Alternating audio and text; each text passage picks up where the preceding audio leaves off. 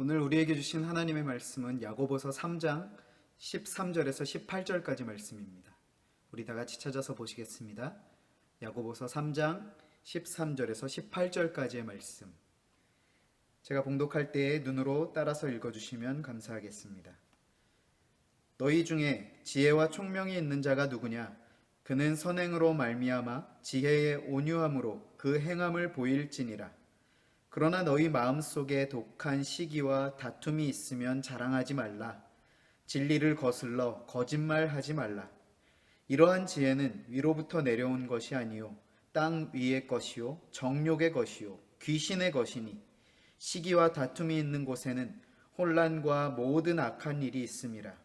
오직 위로부터 난 지혜는 첫째 성결하고 다음에 화평하고 관용하고 양순하며 긍휼과 선한 열매가 가득하고 편견과 거짓이 없나니 화평하게 하는 자들은 화평으로 심어 의의 열매를 거두느니라.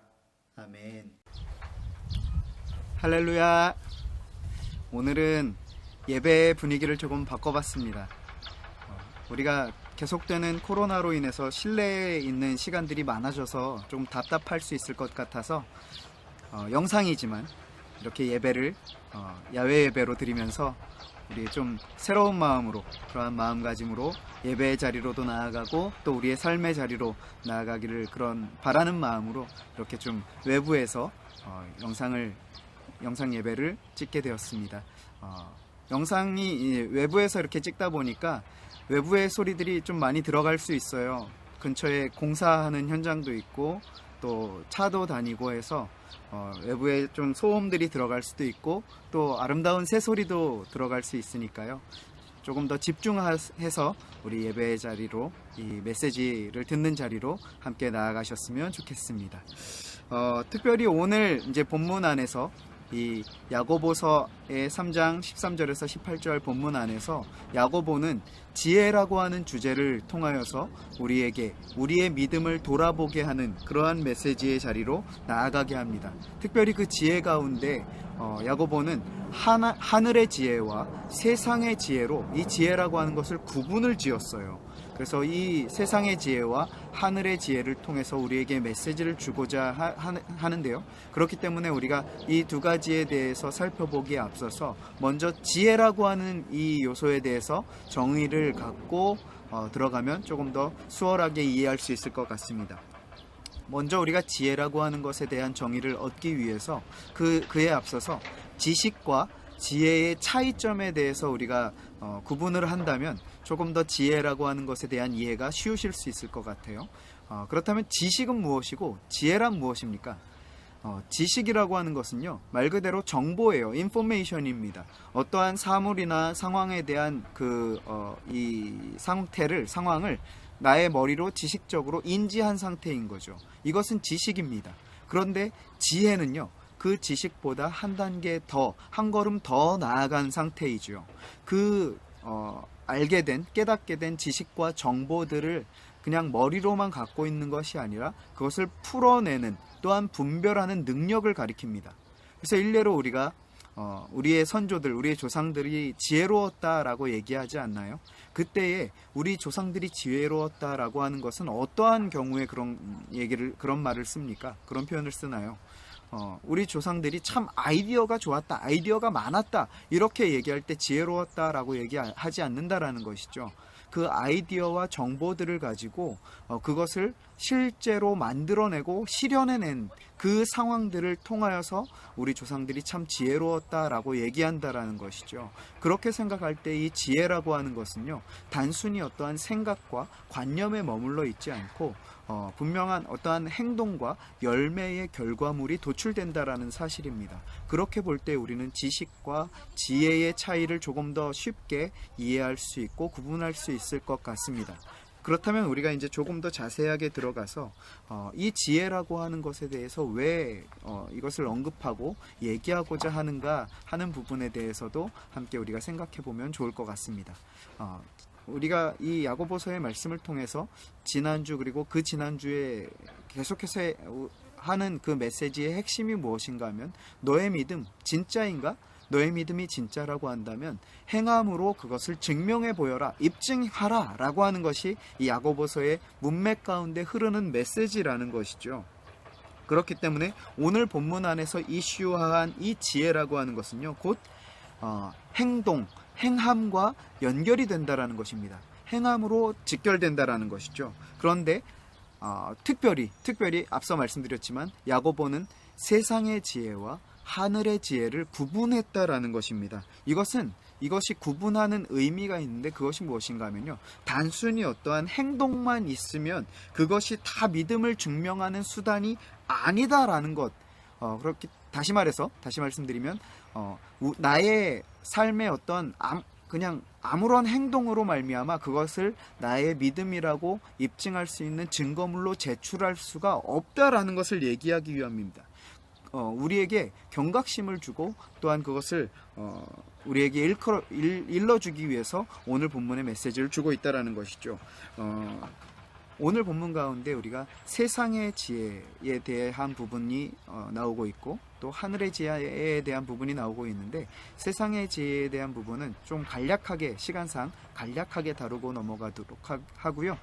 특별히 오늘은 하늘의 지혜, 위로부터 임하는 그 지혜에 관하여 조금 더 집중적으로 살펴보면서 그렇게 나아가는 시간을 갖도록 하겠습니다.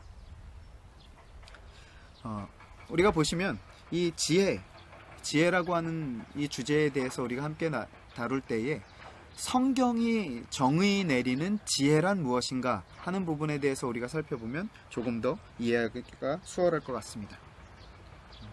야외에서 드리다 보니까 지나가는 사람들도 있고 또 모기들이 있네요. 모기들이 있어요. 그래서 제가 조금 부산스러워도 이해해 주시기 바랍니다. 성경이 정의 내리는 지혜란 무엇인가? 일단은 세상의 지혜와 하늘의 지혜에 대한 기준점이 너무나 다르다라는 것입니다.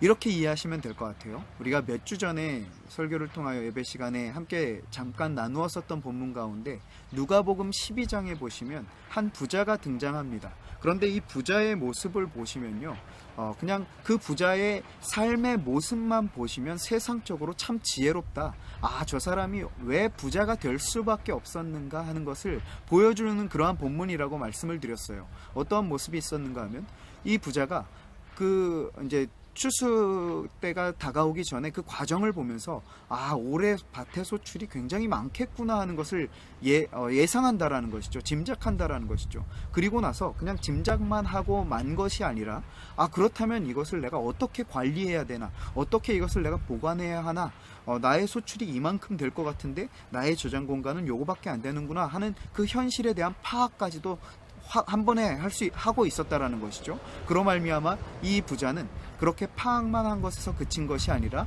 자신이 갖고 있는 그 곳간을 헐고 더 크게 짓고 그것을 대비한다라는 것이죠. 이와 같은 모습을 볼 때 이 부자는요, 굉장히 세상적으로 봤을 땐 지혜로운 그러한 판단과 모습들을 보입니다. 그런데 중요한 것은 누가복음 12장 20절에 보시면요, 하나님께서 그 사람에 대해서, 즉 예수님께서 그 부자에 대해서 이렇게 표현을 하십니다. 이렇게 그 사람에 대해서 말씀을 하시는데 뭐라고 얘기하시냐면 어리석은 자여 라고 얘기하신다라는 것이죠. 세상에서 볼 때는 분명히 그 모습들이 지혜의 모습이었습니다. 그러나 주님께서 보시기에는 어리석은 모습이었다, 어리석다라는 것이죠. 반면에 성경에 보시면 또 이러한 부분들이 참 많이 있어요. 제가 이 부분을 띄워드릴게요. 이 성경 구절들을 보시면 어떠한 내용들인가 하면요, 신앙을 지키기 위해서, 나의 믿음을 위해서 자기의 목숨을 버리는 것을 세상은 미련하다라고 해요. 그런데 주님께서는 지혜롭다라는 말씀하신다라는 것이죠. 세상은 우리의 그 행동들을 이해하지 못합니다. 그런데 주님께서는 그것을 잘했다 칭찬하신다라는 것입니다. 우리가 이것만 보신다 하더라도요, 세상적인 기준과 하나님의 기준이 달라도 너무나 다르다라는 것을 발견하게 되지 않으십니까? 자, 그렇다면 세상이 말하는 그 지혜로운 사람이 되시겠습니까? 아니면 당신은 하나님께서 인정하시는 지혜로운 사람이 되시겠습니까? 오늘 본문으로 이제 들어가서 보시면 14절부터 16절까지가 세상의 지혜의 구체적인 예들을 들고 있습니다. 이 모습들을 보실 때에요, 이러한 모습들, 이러한 어떤 행동과 패턴, 삶의 양식을 따라가는 것이 바로 하나님께서 인정하시지 않는 어리석은 모습이다라고 하는 세상의 지혜를 따르는 것인데요. 어떠한 것들이 있는가 하면 14절에 보세요. 14절에 보시면 이렇게 얘기하고 있습니다. 마음속에 독한 시기와 다툼이 있으면, 이 14절 말씀에서는요, 두 가지를 하지 말라라고 명령하시는데요. 첫째는 자랑하지 말아라, 둘째는 거짓말하지 말아라. 이 두 가지에 하지 말라 하는 명령이 있는데, 그것에 대한 서술을 보시면 마음속에 독한 시기와 다툼이 있으면 자랑하지 말아라 라고 얘기하고 있습니다. 이 독한 시기와 다툼이 어디로부터 기인하는지 아십니까? 이것은요, 질투에서 비롯됩니다. 질투라고 하는 것에서부터 시작이 되는데, 이 질투라고 하는 것은 또 어디서부터 시작되는가? 바로 비교와 열등감에서 이 질투라고 하는 것이 싹트기 시작한다라는 것입니다. 다른 우리 공동체나 혹은 내 주위의 어떤 사람들, 이 관계로부터, 관계 가운데 비교와 열등감, 이러한 의식들, 이러한 생각들, 이러한 마음가짐 안에서 질투라고 하는 것이 싹트기 시작해요. 그리고 그렇게 싹튼 자라난 질투가요, 바로 마음의 독한 시기와 다툼을 유발시키는 마음으로 자라간다, 성장해 간다라는 것이죠. 그로 인한 행동과 마음, 그러한 마음이 있다라고 한다면 너가 가지고 있는 것, 너가 이룬 것, 너가 잘한 것이라 할지라도 자랑하지 말라라는 것입니다. 왜 그런가? 그렇게 질투로 기인한 그와 같은 독한 마음과 이 다툼의 마음들은 결국 그 공동체에 분란을 일으키기 때문이다라는 것이죠. 싸움을 불러일으킨다라는 것입니다. 그렇기 때문에 결코 자랑하지 말아라 라고 얘기하는 것이죠. 그러면서 또한 진리를 거슬러 거짓말하지 말라라고 얘기하고 있습니다. 진리를 거슬러 거짓말한다라는 것은요, 하나님의 말씀을 스스로 속이고, 또한 그 말씀을 이해하지 못해서 속고, 그로 말미암아 거짓 증거하고, 또한 남을 속이고, 또한 잘못된 가짜 정보들을 말하는 그와 같은 자리들을 얘기하고 있는 것입니다. 이와 같은 일들을 하지 말라라고 얘기하면서 15절에 보시면요, 이러한 지혜는, 여기서 이러한 지혜라고 하는 것은 세상 지혜인 것이죠. 이러한 지혜는 이어서 보시면 위로부터 내려온 것이 아니다라고 얘기하고 있습니다. 하나님으로부터 기인한 것이 아니다라는 것이죠. 뭐가요? 그 독한 시기와 다툼으로 자랑하고 진리를 거슬러 거짓말하는 이와 같은 삶의 어떠한 행동들, 그와 같은 모습들은 하늘로부터, 위로부터 내려온 것이 아니다라는 것입니다. 그런데 그런 것들은 어떤 것이냐? 땅 위의 것이요. 여기서 땅 위의 것이라는 것은 아까 말씀드린 세상의 기준을 따르는, 다시 말해서 하나님의 기준과 대비되는, 반대가 되는 그와 같은 것들이요. 또한 이어서 보시면 정욕의 것이요. 여기서 정욕의 것이다 라는 것은요, 나의 욕심, 욕망, 내 개인적으로, 인간적으로 추구하는 것들, 세상이 요구하는 것들을 가리킵니다. 그와 같은 것들을 따른다라는 것이죠. 그러면서 마지막 요소를 보시면요, 우리가 이 세상의 지혜에 관하여 얼마나 경계해야 하는가에 대한 메시지를 얻게 됩니다. 바로 이와 같은 세상의 기준을 따르는 것이 그냥 단순히 내가 세상의 어떤 기준을 따라서 나의 욕심대로 행하는 것, 그것에서 그치는 것이 아니라는 것을 보게 되는데요. 뭐라고 얘기하고 있는가 하면요, 그것은, 그와 같은 삶의 행동들은, 패턴 양식은 귀신의 것이다라고 얘기하고 있다라는 것이죠. 사탄이 우리에게 주는 생각이다라는 것입니다. 결국 그것이 향하는 곳, 그곳은 어디인가? 16절에 보시면 시기와 다툼을 일으키고 그 안에는 혼란과 모든 악한 일이 있는 곳으로 우리를 이끌어 간다라는 것입니다. 그런데 이게 중요한, 이것이 또한 우리가 심각하게 여겨야 할 문제가 무엇인가 하면요, 바로 그 혼란과 모든 악한 일이 있는 곳이 나의 어떤 주변, 외부가 아니라 바로 내 안에 있을 수 있다라는 것입니다. 우리가 이것을 생각할 때에 이 세상 지혜를 따르는 우리의 삶의 행동들, 나의 마음 가운데에 옆에 있는 지체들에 대한 시기와 질투의 마음, 모든 악독과 어떠한 그러한 다툼의 마음, 내 옆에 있는 지체들을 무시하고 또한 그 지체들에 대하여 나쁜 마음을 품는 그러한 모든 나의 마음이 있다라고 한다면요, 우리는 정말 이 마음을 그 예수 그리스도의 십자가 앞에 내려놓고요, 회개의 기도로, 눈물의 기도로 주님 앞에 용서하심을 구하며 나아가야 할 것입니다. 왜 그런가 하면 이것은 하나님께서 인정하시는 그러한 모습이 아니라 사탄이 기뻐하는 것이기 때문이다라는 것이죠. 결국 그것은 나의 마음, 나의 심령을 향하고 그 나의 심령으로부터 기인한 그 악독과 다툼을 일으키는 마음으로 말미암아 공동체에 영향을 끼치게 된다라는 것입니다. 그렇게 볼 때 이 세상의 지혜를 따르는 이 마음을 우리는 경계하고 두려운 마음으로 자신을 살피고 돌아보셔야 한다라는 것이죠. 그러면서 이어지는 17절에서는 이렇게 주제가 전환되고 있습니다. 그런데 오직 위로부터 난 지혜는, 이제 하늘의 지혜에 관하여 설명을 하고 있는 것입니다. 이 하늘의 지혜, 이 부분에 대해서, 위로부터 난 지혜라고 하는 이 부분에 대해서 우리가 문자적으로 조금 더 이해를 가지고 가시면 좋을 것 같아요. 이 위로부터 났다라고 하는 이 단어에는 헬라어로 아노덴이라고 하는 단어가 쓰였습니다. 그래서 위로부터 난 지혜라고 하면 아노덴 소피아라고 하는 단어를 쓰는데요, 이 아노덴이라고 하는 단어가 오늘 이 본문 안에서, 또한 야고보서 안에서 굉장히 중요한 위치를 차지하는 단어입니다. 그래서 기억해 두시면 좋을 것 같아요. 아노덴, 위로부터 임했다라는 표현인데요, 그 위로부터 임한 지혜의 특성에 관하여 야고보가 오늘 본문에서 8가지의 어떤 이 열매들에 관하여 나열하고 있습니다. 사도 바울은 성령의 열매에 관하여 9가지에 대해서 나열을 했었죠. 그런데 오늘 본문에서 야고보는 이 위로부터 난 지혜의 열매들, 이 양상들에 관하여 8가지를 설명하고 있습니다. 우리가 8가지를 다 살펴볼 수는 없고요. 특별히 오늘은 첫 번째와 두 번째 요소, 중요한 부분만 간략하게 살펴보고 나머지 부분들은 다음에 혹시 시간이 되거나 아니면 개인적으로 궁금하신 분들은 저에게 질문해 오시면 제가 답변을 드리도록 하겠습니다. 그 위로부터 난 지혜의 특징이 무엇이 있는가? 첫 번째로 밝히고 있는 것이 바로 성결이라고 하는 것입니다. 이 성결이라고 하는 것을 우리가 주의 깊게 살펴보셔야 되는데, 성결하면 어떠한 이미지가 떠오르세요? 뭔가 좀 거룩한 그러한 이미지가 떠오르십니까? 이 성결이라고 하는 단어의 헬라어는 하그네라고 하는 단어인데요, 이 하그네라고 하는 단어의 의미는 순결하다, 순수하다, 영어로 보시면 pure입니다. 그런데 이 하그네라고 하는 단어의 뜻에는 부정하거나 더럽혀지지가 않았다, 혹은 두 마음을 품지 않는다라고 하는 단어의 의미가 있습니다.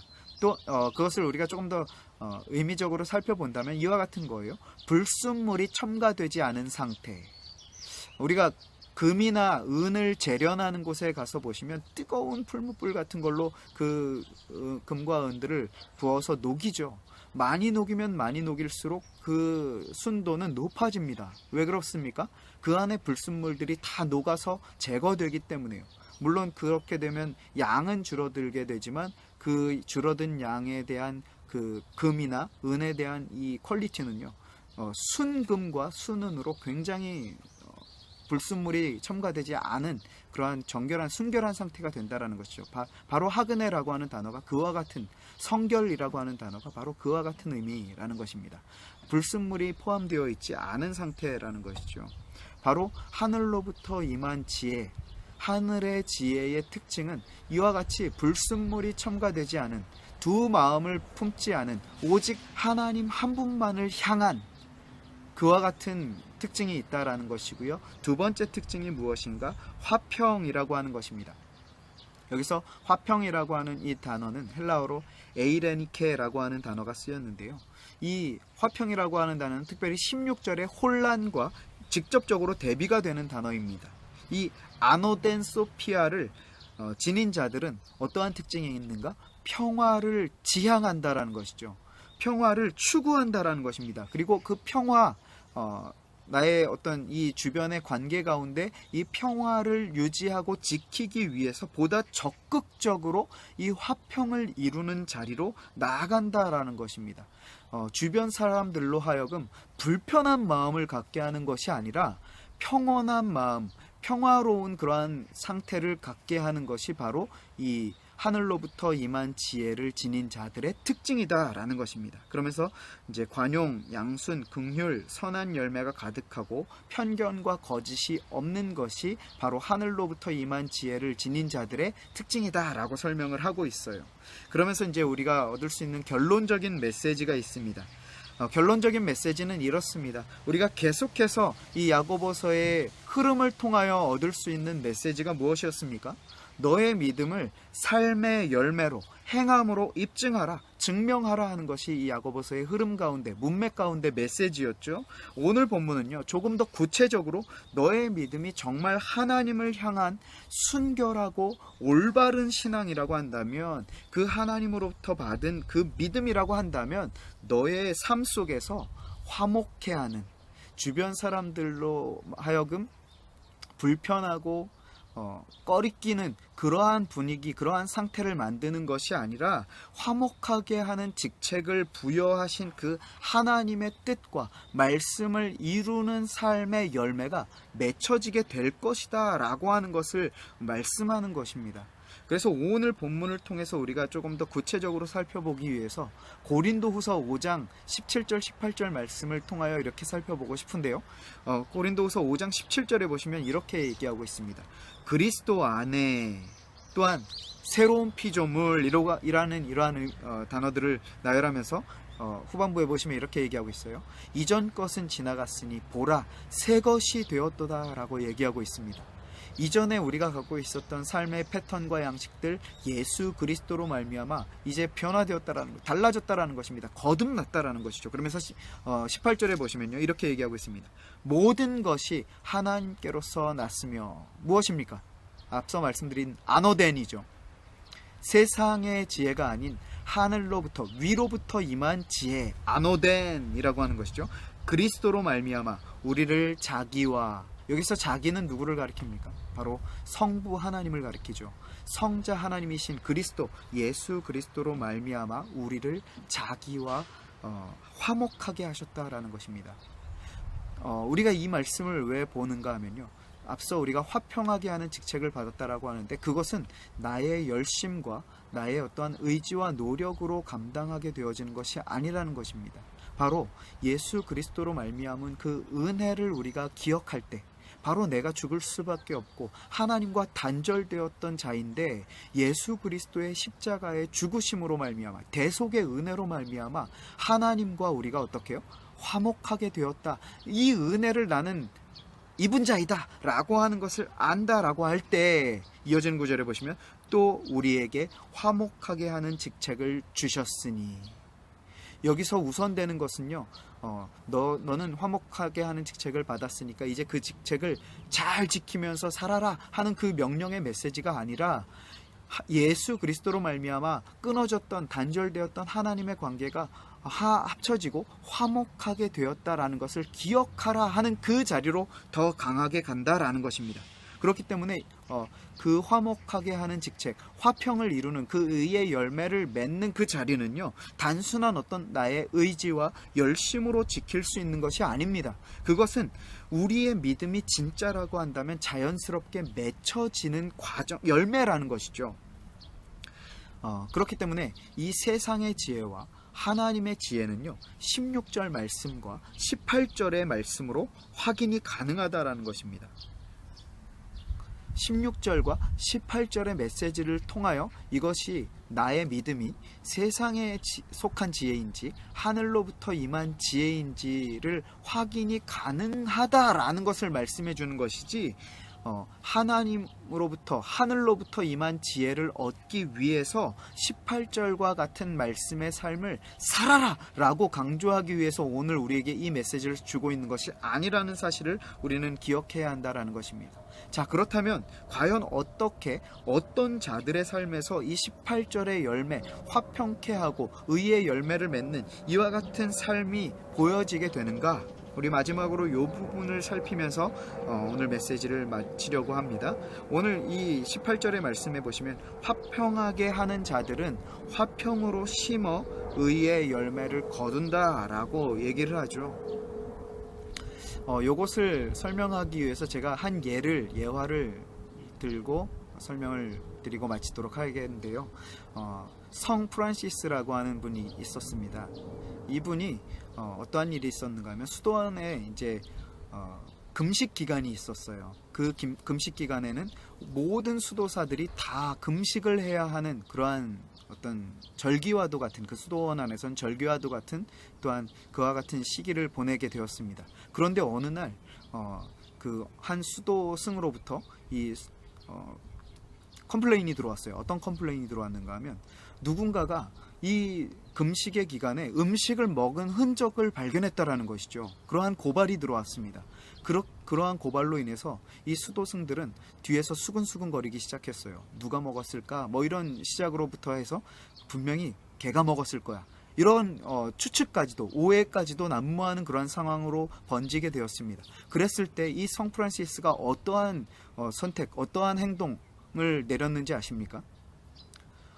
이와 같은 상황 가운데에서 성 프란시스는 모든 수도승들을 모아놓고 이렇게 얘기했습니다.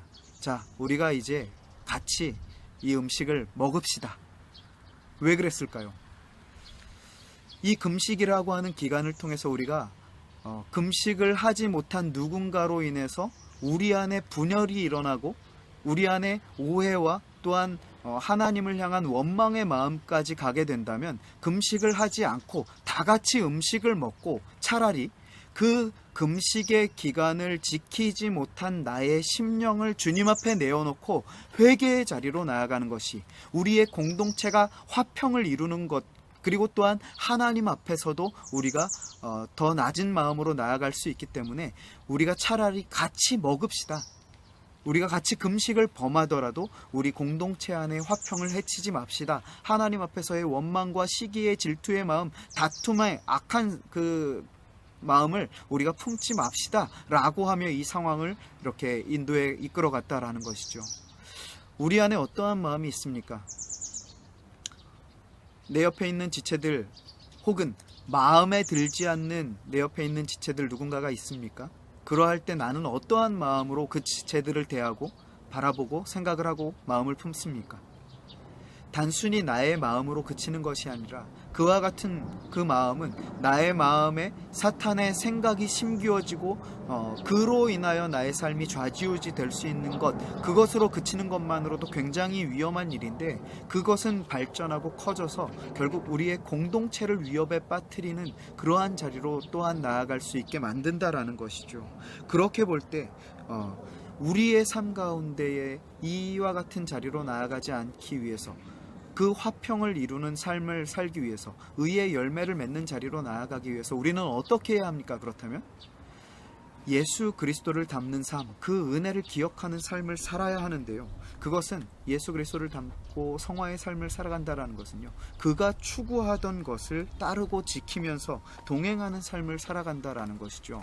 그렇기 때문에 우리는 그와 같은 자리를 통해서 우리를 향하신 그 자리로 인도하시는 그 인도하심을 받을 수 있어야 한다라는 것입니다. 또한 인도에 가실 때에 순종할 수 있는 마음이, 부드러운 마음이 있어야 한다라는 것이죠. 그렇기 위해서 오늘 본문의 결론적인 메시지는요, 우리에게 히브리서 12장 2절로 나아가게 합니다. 히브리서 12장 2절의 말씀을 한번 같이 보시겠습니까? 보시면 이와 같이 설명하고 있습니다. 믿음의 주요 또 온전하게 하시는 이인 예수를 어떻게 해요? 바라보자. 예수를 바라보자 하는 것이 우리의 신앙, 우리가 화평한 열매를 맺는 그 삶의 전부이자 모든 것이 바로 이것입니다. 우리가 지켜야 할 것이 있다면 다른 것이 아니라 바로 이 예수 그리스도를 바라보는 것, 이것뿐이라는 것이죠. 그래서 우리가 이 히브리서 12장 2절에 영어 성경의 표현을 보시면요, 바라본다 라고 할 때 이 단어를 단순히 어떤 see나 look 정도로 표현하지 않고요, fix라고 하는 단어를 썼습니다. 이 fix라고 하는 단어가 어떤 단어냐면요, 우리가 벽에 이 못을 단단하게 고정시키는 것, 이것을 가르쳐요. 그래서 그 못이 절대로 흔들리지 않게 못을 박는 것이죠. 마치 우리가 예수 그리스도를 바라볼 때 어떻게 해요? 그와 같이요, 벽에 못을 단단히 고정시켜서 흔들리지 않게끔 고정시키는 것, 초점하는 것을 예수 그리스도를 바라본다라는 것입니다. 왜 그래야 하는가?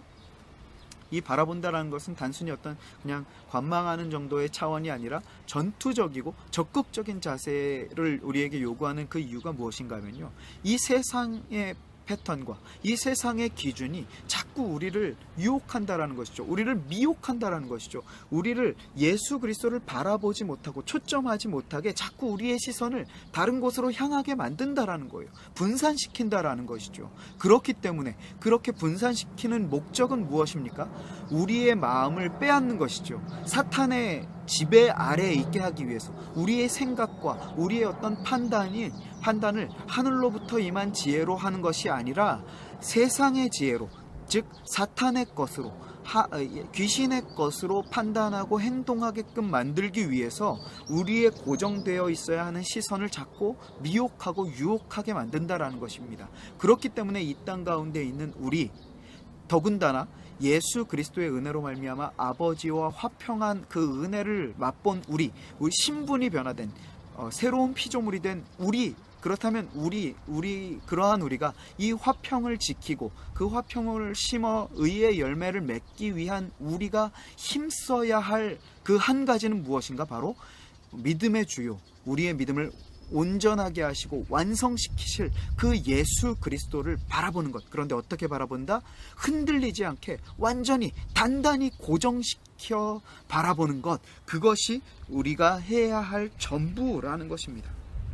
그로 인해서 우리의 삶에서 예수 그리스도를 닮아가는 그 사랑의 마음으로 말미암아, 그 사랑이 어떤 사랑입니까? 나를 살리시기 위해서, 원수되었던 나를 살리시기 위해서 죽으시기까지 보여주신 그 희생과 섬김의 그 사랑을 닮아 내 옆에 있는 지체들, 나의 인간적인 생각으로는 도무지 사랑할 수 없고 이해할 수 없고 용납하기 싫은 그러한 우리 지체들이 혹 있다 하더라도요, 그러한 지체들까지도 우리가 사랑하게끔 되어지게 만들어내는 것이 바로 하늘로부터 임한 지혜의 열매다라는 것입니다.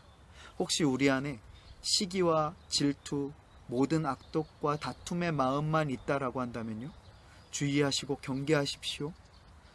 우리 주님 앞에 간절한 마음으로 나의 그 악독한 마음, 악한 그 마음, 죄악된 본성들을 십자가 앞으로 가지고 나아가서 못 박으시고요, 예수 그리스도의 그 사랑의 마음으로 나의 마음 충만케 하셔서 내가 인간적으로 사랑할 수 없는 그 지체까지도 사랑할 수 있는 그 마음 허락해 주십시오. 우리 소원하는 마음으로 나아가는 그러한 기도의 자리로 나아가는 우리의 발걸음 되었으면 좋겠고요.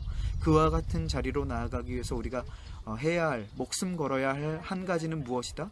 바로 하나님 예수 그리스도를 바라보는 그 자리, 그 예수 그리스도를 바라보는 구체적인 자리는 어디입니까? 바로 말씀을 붙드는 자리, 말씀을 묵상하는 자리, 말씀 앞으로 나아가는 자리이죠. 그와 같은 자리로 나아가기 위해서 정말 목숨을 걸고 말씀 앞으로 나아가 우리 주님을 만나시고 그 은혜로 충만하여 하늘로부터 임한 지혜가 우리 안에, 우리의 심령에 가득 차고 넘쳐서 우리의 발걸음 예수 그리스도께서 가신 그 십자가의 길로 이끌어가는 원동력이 되어지는, 주님과 동행하며 나아가는 참된 평화와 이 화평을 이루며 나아가는 우리의 이번 한 주의 삶이 되어지시길, 그렇게 하기 위해서 아침에 일어나셔서 출근하시기 전에, 학교에 가시기 전에, 하루를 시작하시기 전에 말씀 묵상하는 자리, 그 말씀 묵상하는 자리를 통하여 하나님을 만나고 나의 발걸음이 이끌어가 주시기를 소원하는 마음으로 간절한 기도로 나아감으로 말미암아 하나님의 인도하심을 받는 그 은혜의 자리로 나아가는 우리 모든 지체들의 이번 한 주의 삶이 되어지시길 주님의 말씀으로 축원합니다. 자, 다시 자리를 옮겼습니다. 우리 오늘 주신 말씀을 기억하시면서 우리 찬양으로 예배를 마치고자 합니다. 지난주 그리고 오늘 예배에 여는 찬양으로 함께 드렸었던 찬양인데요, 삶의 예배라고 하는 찬양, 우리 이 찬양으로 함께 고백하며 나아가실 때에 이 찬양의 가사와 같이 나의 모든 삶, 나의 모든 뜻, 말씀 앞에 순종하는 나의 삶의 예배 주님 받아주십시오. 우리 소원하는 마음으로 우리의 믿음의 고백으로 함께 주님 앞에 올려드리며 함께 고백으로 나아가시겠습니다.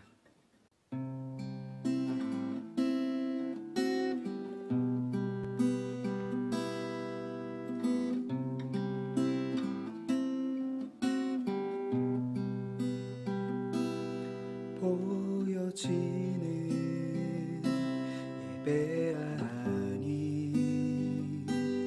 마음으로 드리는 예배 노래하는 찬양보다 삶으로 고백되는 예배 나를 위한 예배하니 주님 뜻을 향한 예배 내 맘과 정성 다하여서 주 앞에 드려지는 예배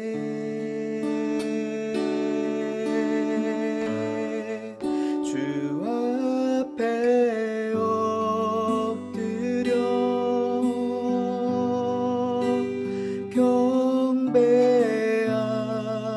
경배합니다. 온전한 예배 내 맘의 예배 내 모든 것 받기 합당하신 분 주 앞에 엎드려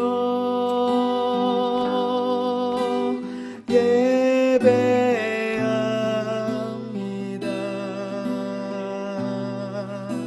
나의 모든 삶 나의 모든 뜻 말씀 앞에 순종하는 삶의 예배 드리기 원하네.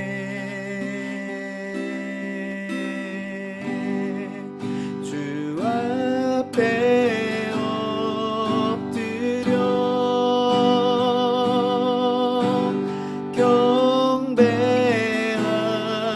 경배합니다. 온전한 예배 내 맘의 예배 내 모든 것 받기 합당하신 분 주 앞에 엎드려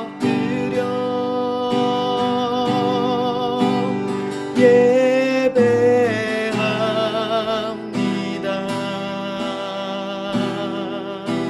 나의 모든 삶 나의 모든 뜻 말씀 앞에 순종하는 삶의 예배 드리기 원하네.